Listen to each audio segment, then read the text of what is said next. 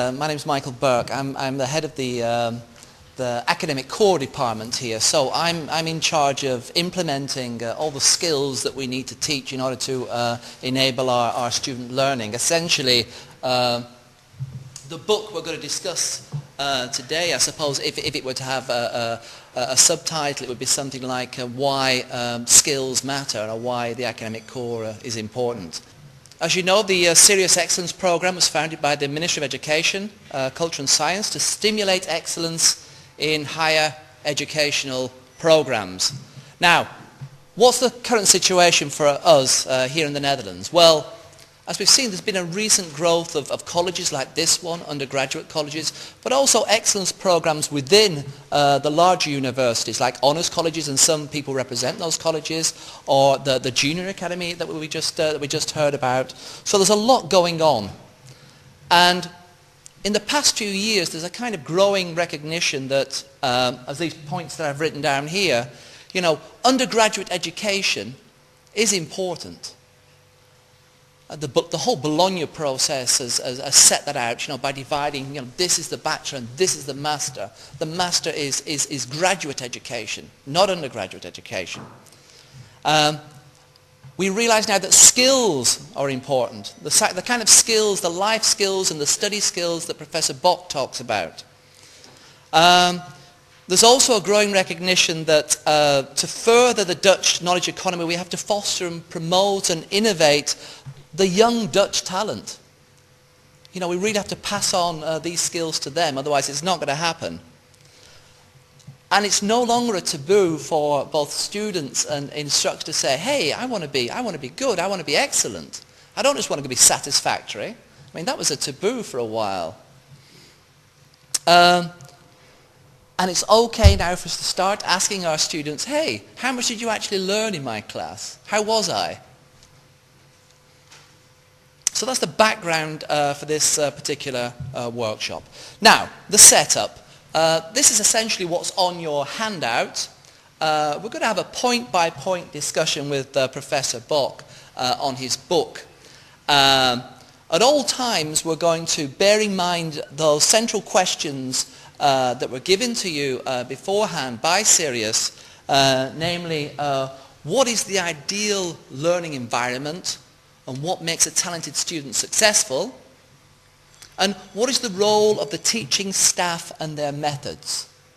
The third point we'll find will be embedded in Professor Bock's basic recommendations anyhow. But those two questions are ones we can come back to all the time while we're discussing the individual points. So please bear those in mind. We have about 100 minutes for the discussion, slightly less. And we have to finish at 3 o'clock.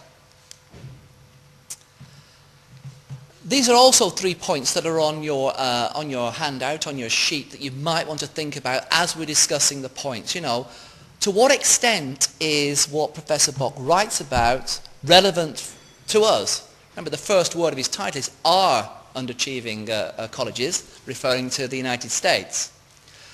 But as Sebald Noorder said yesterday when he was introducing Professor Bock, you know, the book is extremely useful, and a lot of the things mentioned in it should be applicable to continental universities. And we can also think about, you know, whether the kind of stuff that's mentioned is being used at this moment in time, and whether it might be beneficial just based on our reading and discussions. Now, these are Professor Bock's 8 basic goals of undergraduate education, all essentially skills. Marilyn and I decided that because of the time constraints, we couldn't really discuss all 8, so we've collapsed a couple into the same category. So this is how we're going to take them, approximately one at a time. And we'd have about 20 minutes each to discuss them. So we're going to start shortly with communication skills. Now, let's begin with that first point. Communication skills. Here are some citations, some recommendations. Some of them I've paraphrased. Professor Bock says the following: all undergraduate students need to develop the capacity to communicate well with various audiences. These skills are also essential in civic life. He says students need to write with precision and grace, and they need to be able to speak clearly and persuasively. He also says, however welcome or unwelcome the task may be, colleges cannot escape this responsibility. Now, I open the floor to you and to Professor Bock. Who would like to comment on communication skills? Would you like to maybe add something to it? Well, I would just comment on the American scene very briefly, and you can contrast it with the situation as you know it here. I think what's happened in the United States is that everyone recognizes that communication, particularly written communication, is terribly important, and so it's the one specific requirement that all American colleges that I know of instinctively agree should be part of the curriculum. All students should be required to take a basic course in written communication. The problem arises because the course is then put in the hands of kind of not professors who wouldn't deign to teach such a thing, but it's put in the hands of instructors who are sort of trained specialists in teaching writing.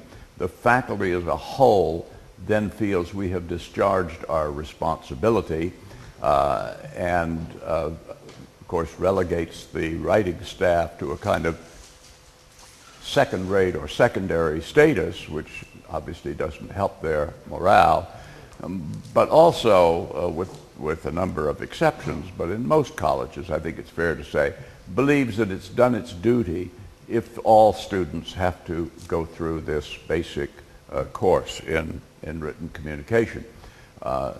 Now, I think that's very like saying if you decided that every young person in Holland really ought to become very skilled at playing golf, it wouldn't make much sense to require all students to take a series of 6 or 7 lessons in golf and expect them to achieve your goal. That initial course is very important in giving them some sense of rules, precepts, ideas that will contribute to good writing and improving their ability to criticize their own written work, but it's only a start. And what gets neglected so often is what I think is equally important, that the initial course is simply a foundation on which other courses have to build. And that is to say, somehow other members of the faculty have to take writing seriously in the work that students do for them. And of course professors don't like to do that. They say, I'm a professor of history, I'm not a professor of writing. But if you just do nothing about student writing except that first course, you're not likely to make the amount of improvement that you should. So I think the first challenge is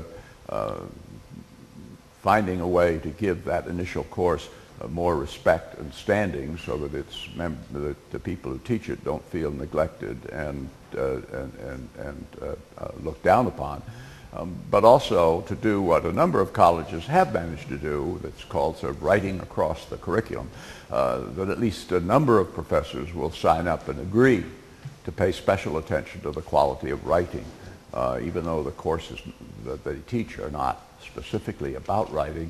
They do undertake the additional task of, and often receive some additional compensation or recognition of some kind to try to reinforce and improve the writing skills over what students had in the first year. I think those are the real challenges that we have not fully met, and I don't know whether they would apply in Holland or not. But I am convinced in any country you cannot give one course and feel that you have solved the problem. You have to find ways of building on that and reinforcing it and improving beyond that.